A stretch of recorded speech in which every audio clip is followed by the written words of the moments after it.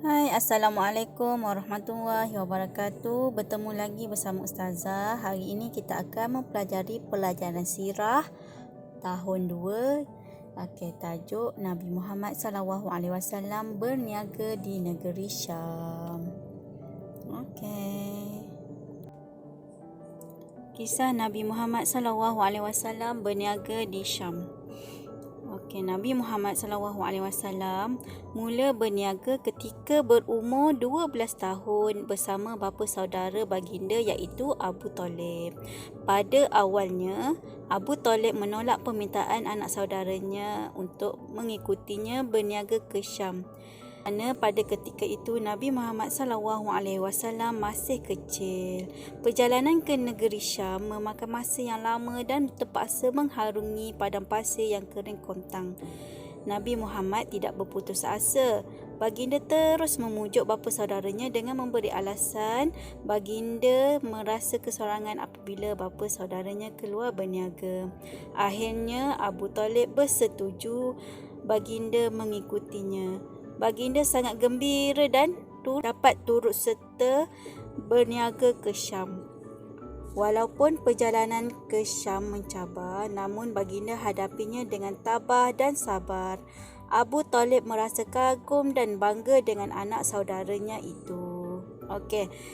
Setibanya di sana, Nabi Muhammad SAW diajar cara menguruskan perniagaan oleh Abu Talib. Mereka menjelajah ke segenap pelosok Syam sehingga sampai di Busra. Pendeta yang bernama Bukhairah telah menasihatkan Abu Talib supaya membawa Nabi Muhammad SAW pulang ke kota Mekah. Ini kerana bimbang akan keselamatan baginda. Abu Talib dimaklumkan oleh Bukhairah tentang lahirnya seorang Nabi dari kalangan bangsa Arab. Bukhairah melihat ada tanda kenabian pada Nabi Muhammad SAW. Bukhairah juga memberitahu Abu Talib bahawa anak saudaranya itu akan menjadi pemimpin umat manusia pada masa yang akan datang. Pada ketika itu, masyarakat Arab telah dikabarkan tentang perutusan seorang Nabi dari kalangan bangsa Arab. Sejak Nabi Muhammad SAW menyertai perniagaan bersama Abu Talib, perniagaan mereka mendapat keuntungan yang besar. Abu Talib memberi kepercayaan kepada Nabi Muhammad SAW untuk menjalankan perniagaan secara perseorangan atau berkongsi dengan saudagar-saudagar lain.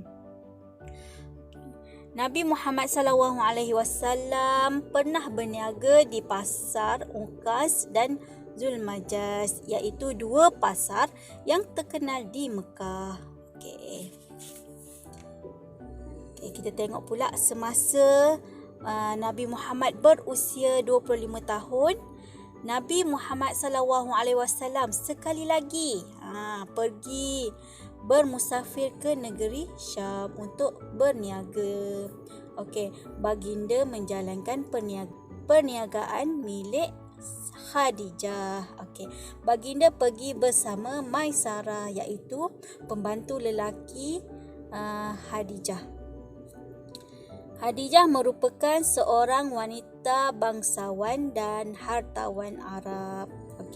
Khadijah telah memilih Nabi Muhammad SAW menjalankan perniagaan ke Syam kerana kejujuran, budi pekerti mulia dan sifat amanah baginda. Dengan kepandaian dan kebijaksanaan Nabi Muhammad SAW dalam menguruskan perniagaan tersebut telah mendapat keuntungan yang besar dan berlipat kali ganda. Nabi Muhammad SAW pernah bersabda bahawa 9/10 keuntungan adalah daripada perniagaan. Khadijah telah tertarik hati dengan kepribadian dan cara Nabi Muhammad SAW menguruskan perniagaan. Hal ini juga diakui oleh Maisarah, iaitu pembantu lelaki Khadijah yang bersama-sama baginda menguruskan barang dagangan Khadijah di Syam. Okay. Kita tengok pula contoh sifat kepribadian Nabi Muhammad SAW dalam berniaga. Okey. Yang pertama, Nabi Muhammad SAW pandai mengambil hati pelanggan yang ingin membeli barang dagangan darinya. Okey. Yang kedua, baginda seorang yang jujur dan amanah. Okey. Baginda juga memiliki budi pekerti yang mulia. Okey. Kepribadian yang dimiliki oleh Nabi Muhammad SAW telah menambat hati Khadijah binti Khuwailid untuk berkahwin dengan baginda. Okey, dan yang terakhir kita tengok apa dia penghayatan daripada kisah Nabi Muhammad SAW berniaga di Syam. Antara penghayatannya ialah kita mestilah jujur dan ikhlas dalam setiap pekerjaan yang kita lakukan. Tak kisahlah apa pekerjaan yang kita lakukan, mesti kita kena buat dengan hati yang ikhlas, jujur dan amanah. Okey, seterusnya ialah mencari rezeki yang halal adalah satu kewajipan bagi umat Islam. Okey, semoga adik-adik semua dapat mencontohi dan menerapkan nilai-nilai dan sikap yang baik yang dimiliki Nabi Muhammad SAW di dalam diri kita.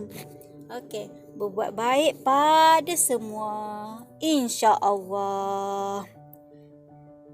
Okey, itu saja untuk pembelajaran kita hari ini. Terima kasih semua. Jumpa lagi dan Assalamualaikum warahmatullahi wabarakatuh.